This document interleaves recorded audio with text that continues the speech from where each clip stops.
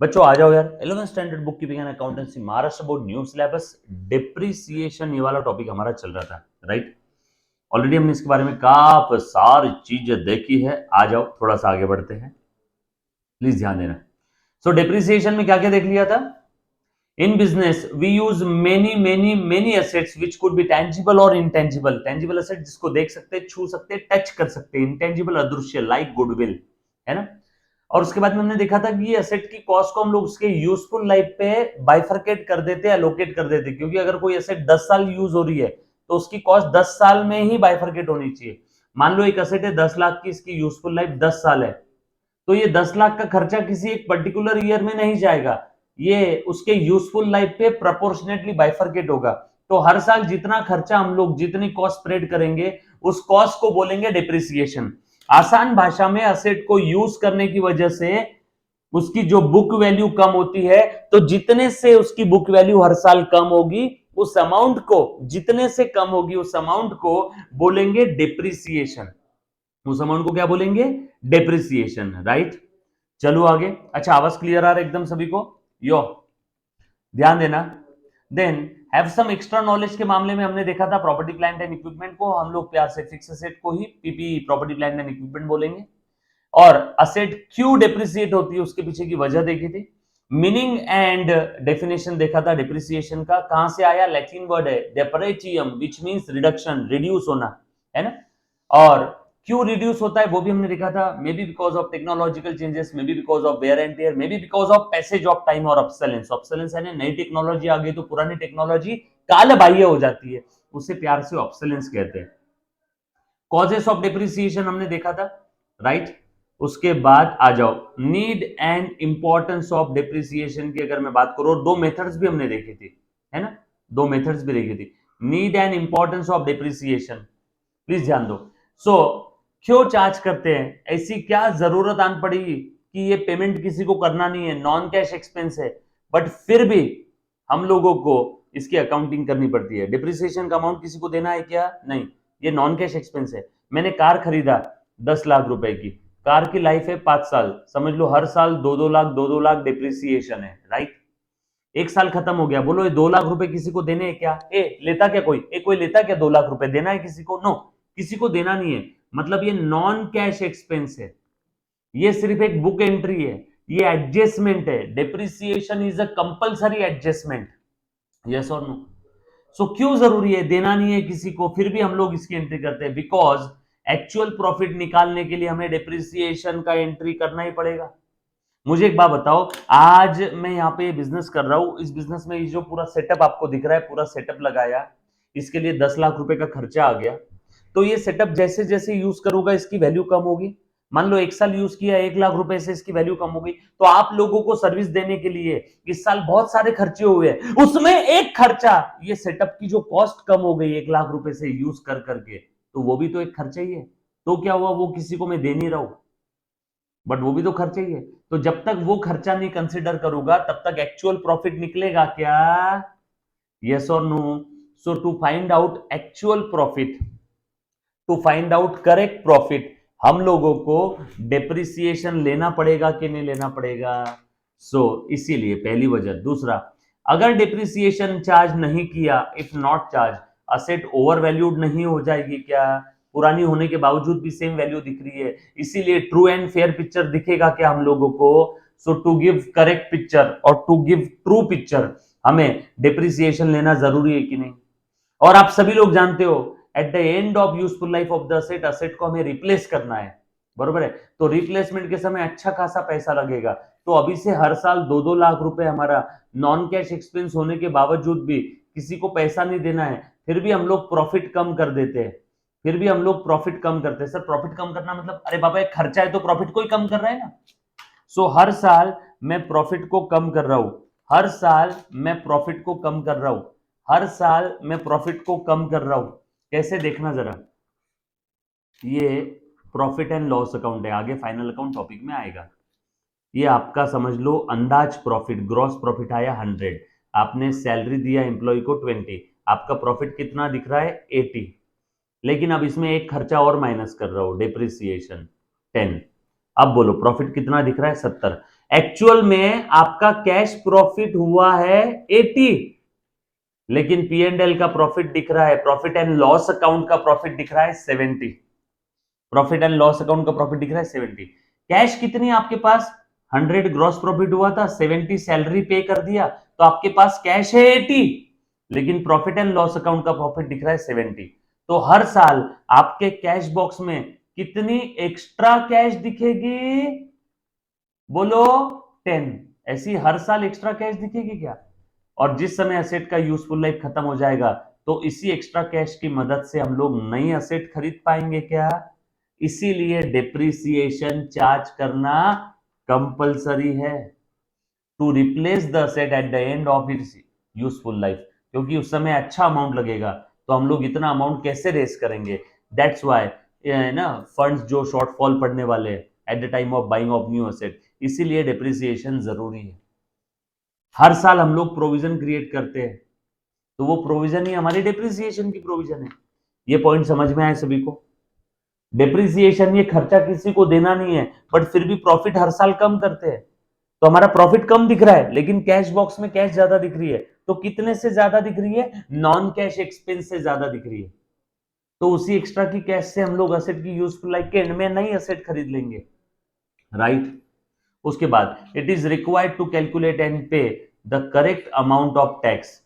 Tax किसके ऊपर निकालते हैं? नेट प्रॉफिट पे। नेट प्रॉफिट करेक्ट कब आएगा? जब सारे एक्सपेंसेस कंसिडर करेंगे। सारे एक्सपेंस में one of the expense depreciation भी है ना, तो जब तक डिप्रिसिएशन कंसिडर नहीं करेंगे तब तक करेक्ट एक्सपेंसेस नहीं आएगा, करेक्ट एक्सपेंस नहीं आएगा तब तक करेक्ट नेट प्रॉफिट नहीं आएगा, और करेक्ट नेट प्रॉफिट नहीं आएगा तब तक करेक्ट टैक्स नहीं आएगा। रे मुन्ना, बात समझ में आई क्या? यस और नो? क्लियर? सो एग्जाम में थ्योरी क्वेश्चन पूछा जाता है, जो जो चीजें मैंने रेड पेन से यहाँ पे अंडरलाइन की है, एटलीस्ट उतनी चीजें आप ओन लैंग्वेज में भी लिखते हो तो भी चलेगा, राइट? डन, चलो आगे। उसके बाद factors affecting the depreciation, factors affecting the CIATION depreciation. बताओ तो, हमने डिप्रिसिएशन का फॉर्मूला देखा था, cost minus estimated scrap value upon estimated useful life. तो यही तो फैक्टर्स है जो अफेक्ट करते हैं। देख लो, 1 2 3 फॉर्मूला की है क्या? Cost, estimated scrap value, estimated useful life, यही है क्या? 3 फैक्टर, 1 2 3। देखो तो, ये सारे फैक्टर्स है जो अमाउंट ऑफ डिप्रिसिएशन के ऊपर इंपैक्ट करते हैं, यही सारे फैक्टर्स है जो अमाउंट ऑफ डिप्रिसिएशन के ऊपर इंपैक्ट करते हैं। यस और नो? सो कॉस्ट मतलब क्या रहेगा यहाँ पे? असेट खरीदने से लेके तो रेडी फॉर यूज करने तक जो भी नेसेसरी एक्सपेंस है सारे खर्चे ऐड कर देंगे तो मिल जाएगी कॉस्ट। असेट को करंट यूजेबल कंडीशन में लाने के लिए जो भी इसेंशियल खर्चे लगे हैं, जैसे इरेक्शन यानी इंस्टॉलेशन चार्जेस, फिक्सेशन चार्जेस, है ना, ट्रांसपोर्ट चार्जेस, फ्रेट, गाड़ी भाड़ा, है ना, असेट की परचेस प्राइस, डिस्काउंट रहा तो माइनस कर देंगे, less any trade discount, purchase price, so purchase price minus discount अगर कुछ है तो, plus transport charges plus installation charges, ये सब मिला के आपको क्या मिल जाएगी? आपकी कॉस्ट। उसके बाद एस्टिमेटेड स्क्रैप वैल्यू, ये अंदाज है, ये जनरली क्वेश्चन में दिया रहेगा। असेट की यूजफुल लाइफ खत्म होने के बाद जो भी हमें मिलता है रेसिडुअल वैल्यू, अभी भगवान के अलावा तो कोई बता नहीं सकता एग्जैक्ट कितना मिलेगा 5 साल 10 साल बाद, बट ये इसलिए एस्टिमेटेड वर्ड यूज किया है यहाँ पे, अंदाज, राइट? चलो आगे। देन यूजफुल और एस्टिमेटेड इकोनॉमिक लाइफ, ये भी एग्जैक्ट भगवान के अलावा कोई नहीं बता सकता। हर असेट की एक सर्टेन यूजफुल लाइफ होती है ना, इन टर्म्स ऑफ ईयर्स और यूनिट, जैसा भी हो, है ना। So longer the working life, lower will be the amount of depreciation. Longer the working life, lower will be the amount of depreciation, and उल्टा रहा तो वर्किंग लाइफ कम है तो अमाउंट ऑफ डिप्रिसिएशन ज्यादा।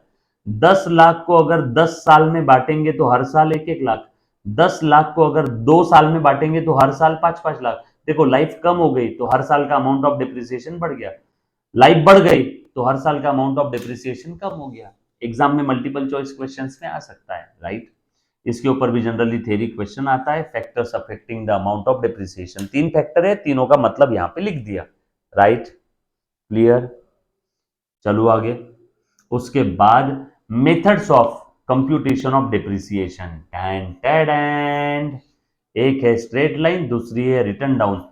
बाकी और भी बहुत सारी है, लेकिन ये आपके 11th के सिलेबस में नहीं है। एन्यूटी, डेप्रिसिएशन, ये सब आपके सिलेबस में नहीं है। एक भी मेथड आपके इसमें नहीं है, बस पहली दो मेथड आपके 11th के सिलेबस में है, straight line and WDV. Sir अभी अभी कट हुई क्या? नो, कई सालों से आपके 11th के सिलेबस में नहीं है। सर फिर नाम क्यों दिया? Just for the sake of your extra knowledge, yes और नो, है ना। कई सदियों से आपके 11th के सिलेबस में नहीं है बेटा। स्ट्रेट लाइन मेथड के बारे में आपको सारी चीज बता दी। हर साल इक्वल अमाउंट रहेगा। Return of every year, return off यानी कि क्या? कम कर देना या खर्चा बोल के दिखा देना। रिटर्न ऑफ यानी कम कर देना ड्यूरिंग द वर्किंग लाइफ। इसका एक फॉर्मूला ऑलरेडी बता दिया। स्ट्रेट लाइन मेथड का रेट का भी फॉर्मूला बता दिया, straight line depreciation upon cost into 100। और स्ट्रेट लाइन मेथड का अमाउंट ऑफ डेप्रिसिएशन का भी फॉर्मूला बता दिया, cost of asset minus scrap value upon useful life. एक और फॉर्मूला आपको बता दिया है, डेप्रिसिएशन अगर रेट दिया हुआ है तो, इफ रेट इज गिवन, क्या फॉर्मूला था? Cost into rate of depreciation, है ना। तीन फॉर्मूला मैंने बताए थे, सही बोल रहा हूं क्या? यस और नो? पक्की बात। चलो आगे, ऑल सेट। उसके बाद रिटर्न डाउन वैल्यू मेथड का भी फॉर्मूला आपको बताया हुआ है। Under this system fix percentage of the diminishing value, diminishing value यानी क्या? आपकी जो बची हुई रिटर्न डाउन वैल्यू है, इज रिटर्न ऑफ यानी खर्चा बोल के दिखाते हैं each year, so as to reduce the cost of asset और so as to reduce the asset to its breakup value at the end of its life. Repairs and small renewals being charge to revenue, क्या मतलब है इसका? Repairing का खर्चा, servicing का खर्चा, वो असेट के वैल्यू में ऐड मत करो, वो रेवेन्यू को चार्ज करो, मतलब उसे खर्चा दिखाओ। चार्ज टू रेवेन्यू मतलब प्रॉफिट एंड लॉस अकाउंट के डेबिट में दिखाओ। प्रॉफिट एंड लॉस अकाउंट क्या है, ये आप पढ़ोगे बेटा फाइनल अकाउंट टॉपिक में। कोई बच्चा जो रिकॉर्डेड देख रहा है वो फाइनल अकाउंट के लेक्चर भी पहले देख सकता है, वो पहले फाइनल अकाउंट के लेक्चर भी देख सकता है, बाद में डिप्रिसिएशन के देखे तो भी चलेगा। यस और no? This method is commonly use, most common use method है। जो जो अंडरलाइन कर रहा हूं वो इंपॉर्टेंट है बेटा। Most commonly use, income tax department भी यही मेथड बोलता है। अच्छा, इस मेथड में असेट का value can never completely extinguish, यानी कभी जीरो नहीं होगा। एक्सटिंग्विश यानी पूरी खत्म नहीं होगी, बरोबर है क्या? स्ट्रेट लाइन मेथड में eight the end of useful life asset का वैल्यू जीरो हो सकता है। वो सिंपल भी है बट ये इतनी सिंपल नहीं है। इसका एडवांटेज यही है, प्लीज ध्यान देना बेटा। इसका एडवांटेज, अच्छा, इसका डिप्रिसिएशन डिक्रीज होता है फ्रॉम ईयर टू ईयर। याद आया कल का गाना, कम कम कम कम कम कम, हर साल अमाउंट ऑफ डिप्रिसिएशन कम होता है इसमें, डब्ल्यूडीवी मेथड में। और भी इसके कुछ एडवांटेजेस है बेटा। Total charge to the revenue uniform रहेगा when depreciation is high. Sir ये कैसे? इस मेथड में तो अमाउंट ऑफ डिप्रिसिएशन हर अगले साल कम कम होगा, फिर यहां पे यूनिफॉर्म क्यों लिखा है? क्योंकि हर अगले साल जैसे जैसे एसेट पुरानी होती उसके ऊपर रिपेयर मेंटेनेंस का खर्चा बढ़ता है ना, तो ऐसी मेथड ढूंढो जहां पे डिप्रिसिएशन का खर्चा हर अगले साल कम होगा। तो देखो तो बराबर यूनिफॉर्म हो जाएगा क्या? फिर ये रिपेयर मेंटेनेंस का खर्चा बढ़ रहा है तो डिप्रिसिएशन कम हो रहा है, रिपेयर मेंटेनेंस का खर्चा बढ़ रहा है तो डिप्रिसिएशन कम हो रहा है, यूनिफॉर्म हो जाएगा क्या? ये स्ट्रेट लाइन मेथड का फायदा नहीं है, ये इसी का फायदा है। यस और नो? क्लियर है? बल्कि स्ट्रेट लाइन मेथड में अमाउंट ऑफ डेप्रिसिएशन कांस्टेंट है। इसमें जो है ना, चार्ज टू द रेवेन्यू यानी खर्चा, चार्ज टू द रेवेन्यू यानी खर्चा यूनिफॉर्म है, बट डिप्रिसिएशन में अमाउंट ऑफ डिप्रिसिएशन कांस्टेंट है। अब यहां पे देखो, हर अगले साल अमाउंट ऑफ डिप्रिसिएशन कम कम होगा, लेकिन हर अगले साल रिपेयर मेंटेनेंस का खर्चा बढ़ेगा ना, तो ये कंपेंसेट कर लेंगे एक दूसरे को, इसीलिए यूनिफॉर्म वर्ड यूज किया है डब्ल्यूडीवी मेथड में, चार्ज टू द रेवेन्यू। ये वाला फॉर्मूला आपने अभी नहीं देखा तो भी चलेगा, इसको छोड़ देना, ये आपके काम का नहीं है ना। डब्ल्यूडीवी मेथड का एक एग्जांपल दिया जो ऑलरेडी हमने लास्ट लेक्चर में देखा था। हर अगले साल देखो, 50 लाख ओपनिंग बैलेंस है, डिप्रिसिएशन 25% के हिसाब से 50 लाख पे 12.5 आ गया, तो ये बचा आपका क्लोजिंग बैलेंस यानी डब्ल्यूडीवी। फिर अगले साल यही डब्ल्यूडीवी आ गया, अब इसके ऊपर 25%, फिर अगले साल ये आ गया, अब इसके ऊपर 25%। तो हर बार ओपनिंग डब्ल्यूडीवी पे डिप्रिसिएशन चार्ज होता है। साइड में लिख के बताता हूं, कॉस्ट है असेट का 100, डिप्रिसिएशन अगर 10% है तो WDV at the starting of second year 90, फिर डेप्रिसिएशन 10% है इसका 9, तो WDV at the starting of third year 81, फिर 10% है डिप्रिसिएशन, तो 8.1। WDV at the starting of next year 72.9, ये आएगा ना 70, 21 में, हाँ 72.9। फिर डिप्रिसिएशन नेक्स्ट ईयर का 10% है, तो 7.29। कुछ समझ में आया क्या? First year, second year, third year, fourth year, clear? यहां तक मेरे किसी भी बच्चे को किसी भी प्रकार का कोई डाउट है तो प्लीज एक बार पूछो। Anybody, any kind of doubt? पक्का एक दो एग्जाम्पल आपको करके ही बता देता हूं। आ जाओ, एक एग्जाम्पल देख लेंगे आज। पहले Siddhi of Ratnagiri, Siddhi limited of Ratnagiri purchase a machinery costing rupees 2 lakh on 1st April 15. Depreciation is charged at 10% on original cost. आगे क्या बोला है? Each year 10% on original cost मतलब कौन सा मेथड है? स्ट्रेट लाइन मेथड है। 10% ऑन ओरिजिनल कॉस्ट मतलब कौन सा मेथड है? स्ट्रेट लाइन मेथड है। यस और नो? आगे देखो, give the journal entries for machinery account and depreciation account. अच्छा, sorry, give the journal entries comma machinery account and depreciation account. तीन चीजें पूछी है, जर्नल एंट्री, अकाउंट और अकाउंट। चलो अभी करते हैं, आ जाओ, ध्यान देना। क्वेश्चन नंबर 1, पेज नंबर कौन सा है बेटा? 7.7। किसका है? सिद्धि लिमिटेड। ठीक है, चल कितने की लिया मशीन? 2 लाख रुपीस की ऑन 1 अप्रैल 15।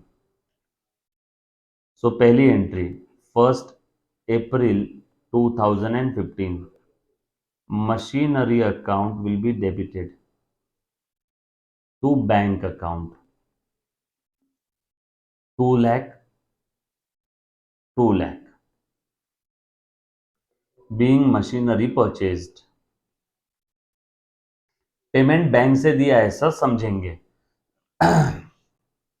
बरोबर है। आगे बोला है depreciation charge at 10% on original cost, मतलब स्ट्रेट लाइन मेथड है, इसी के बहुत सारे नाम थे ना। चलो कौन से साल का बोला है? Entries 15, 16, 16, 17 and 17, 18।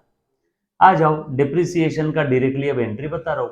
By the way depreciation कब चार्ज करते हैं? Eight the end of year, याद रखना हर बार। डिप्रिसिएशन कब चार्ज करते हैं? Eight the end of year. अब बताओ ये साल कब खत्म हो रहा है? 31 मार्च 2016, ईयर एंड। क्या एंट्री रहेगा? Depreciation account will be debited. Depreciation खर्चा है ना, और डिप्रिसिएशन की वजह से असेट बढ़ती है या कम होती है? कम होती है। असेट का डेबिट बैलेंस बढ़ती है तो डेबिट करो, कम हुआ तो क्रेडिट करो। डिप्रिसिएशन की वजह से कम हो रही है, इसलिए असेट को कम करेंगे। असेट का नाम है मशीन। 2 लाख का 10% कितना आता है? 20,000। स्ट्रेट लाइन मेथड है, हर साल 20,000। स्क्रैप वैल्यू वगैरह के बारे में कुछ बोला नहीं है, और वैसे भी रेट ऑफ डिप्रिसिएशन दिया है तो स्क्रैप वैल्यू में दिमाग नहीं लगाना। रेट दिया है तो आग बंद करके cost into rate, cost into rate. Cost कितना है? Total cost. अच्छा, यहाँ पे इंस्टॉलेशन वगैरह खर्चा होता तो वो भी इसमें ऐड कर देता, ट्रांसपोर्ट चार्जेस होते तो वो भी ऐड कर देता। होशियार बच्चा लिख के रखता है बेटा ये चीजें। यस और नो? सो आगे आ जाओ, पहले साल का depreciation eight the end of year 15-16, being depreciation charged at the rate 10%, straight line method. हो गया पहला साल खत्म। नाउ दूसरा साल, दूसरे साल के एंडिंग में 31 मार्च 17, पहला साल खत्म हो गया। 1/4/15 से 31 मार्च 16, पहला साल खत्म।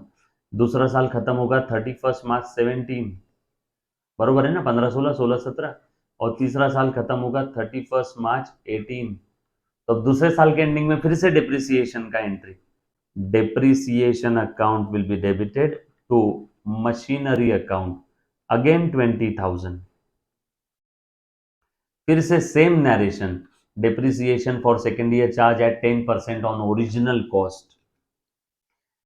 नेक्स्ट ईयर की एंट्री 31 मार्च 18, ये असेट खरीदने की एंट्री बार बार नहीं करना है, हाँ एक ही बार करना है ये तो हर साल खरीदोगे, डेप्रिसिएशन हर साल आएगा. Again depreciation account will be debited to machine account, again 20,000. बोलो कुछ था रे इसमें, यही पूछा था. एंट्रीज हो गई 15 16 16 17 17 18 और असेट खरीदने की 3 डेप्रिसिएशन की. अच्छा एक चीज और है इसमें, हाँ ये डेप्रिसिएशन साल के आखिरी में कहां जाएगा, इसके बाद ये एंट्री लिख लो, प्रॉफिट एंड लॉस अकाउंट के डेबिट में डेप्रिसिएशन ट्रांसफर करो 20,000 20,000. डेप्रिसिएशन राइट ऑफ कर दिया, कहां ट्रांसफर कर दिया, depreciation transfer to P and L account. खर्चे साल के आखिर में पी एंड एल में जाएंगे ना, इस डेट पे वापस एक depreciation transfer to P and L, P and L के डेबिट में. पहले डेप्रिसिएशन को डेबिट किया, ट्रांसफर करते समय क्रेडिट कर दिया, पहले डेप्रिसिएशन को डेबिट किया, ट्रांसफर करते समय डेप्रिसिएशन को क्रेडिट कर दिया. सेम नरेशन, ये वाला सेम नरेशन.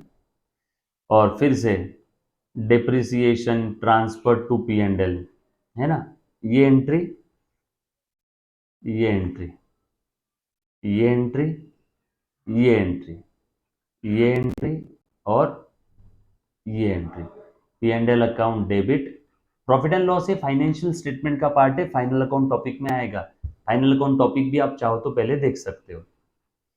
टू डेप्रिसिएशन 20 के सेम नरेशन जो यहां पे लिखा था. बोलो किसी को कोई तकलीफ है, सिंपल. ये ट्रांसफर एंट्री जरूरी है, हाँ बोला नहीं रहेगा क्वेश्चन में बट फिर भी करना पड़ेगा. साल के आखिरी में डेप्रिसिएशन ट्रांसफर करते पी एंड एल में. अब इन्होंने अकाउंट भी बनाने के लिए बोला था, कौन कौन सा अकाउंट बोला है, मशीन डेप्रिसिएशन, ये मशीन अकाउंट बना लेता हूं,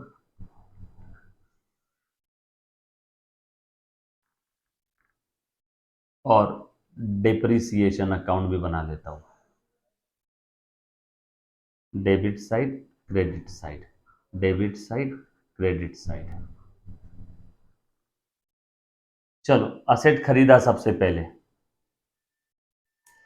मशीन के डेबिट में टू बैंक,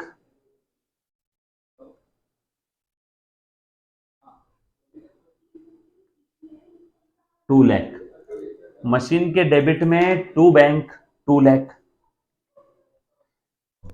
बैंक अकाउंट बनाने बोला नहीं है, बैंक का इफेक्ट बैंक में चला जाएगा, मशीन और डिप्रिसिएशन अकाउंट ही बोला है ना. ये पूरा लिख लेता हूं 2 लाख, 2 लाख.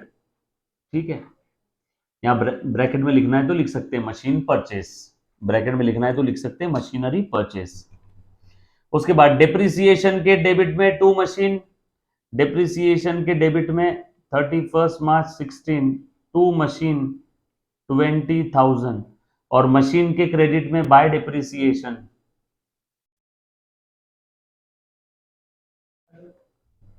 20,000.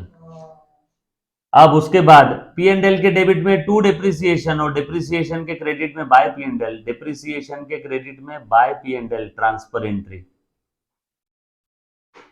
डिप्रिसिएशन ट्रांसफर कर दिया ना प्रॉफिट एंड लॉस अकाउंट में. साल के खर्चे, साल के खर्चे प्लीज ध्यान देना, साल के आखिरी में जो भी साल भर के खर्चे वो कहां पे चले जाएंगे, प्रॉफिट एंड लॉस अकाउंट में.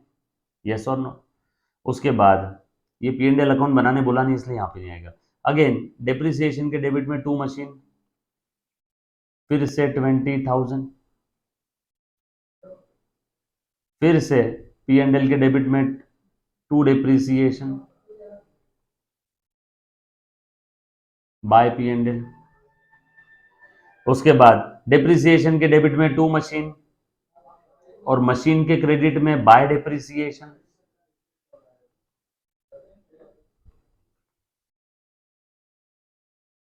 फिर से डेप्रिसिएशन के डेबिट में to machine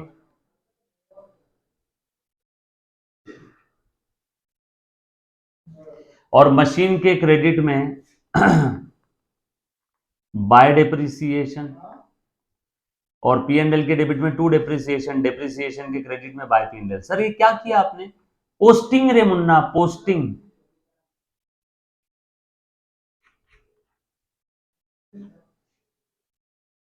posting, posting, that's it, game over.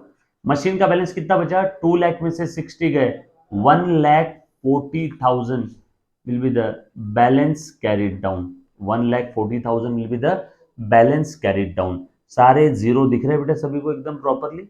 चलो right, all set, all zero, all zero, proper proper, right, clear. बस हो गया, हो गया, हो गया, समझो। लो जब तक तुम मान ले लो, ऑल सेट, डन। आज के लिए इतना काफी है, लेक्चर यहीं रोक रहा हूं। ये अपना जो टॉपिक है डिप्रिसिएशन का, मोस्ट प्रोबेबली नेक्स्ट लेक्चर में हम लोग कोशिश करेंगे, बस इसके क्वेश्चन ही बचे, थ्योरी और कॉन्सेप्ट अपना हो गया है, कोशिश करेंगे नेक्स्ट लेक्चर थोड़ा सा एक्स्ट्रा लेकर के ये टॉपिक हम लोग खत्म कर देंगे, राइट। नहीं हुआ तो उसका अगला lecture. Thank you so much, love you all, take care, bye bye, stay home, stay safe बेटा, बाय बाय।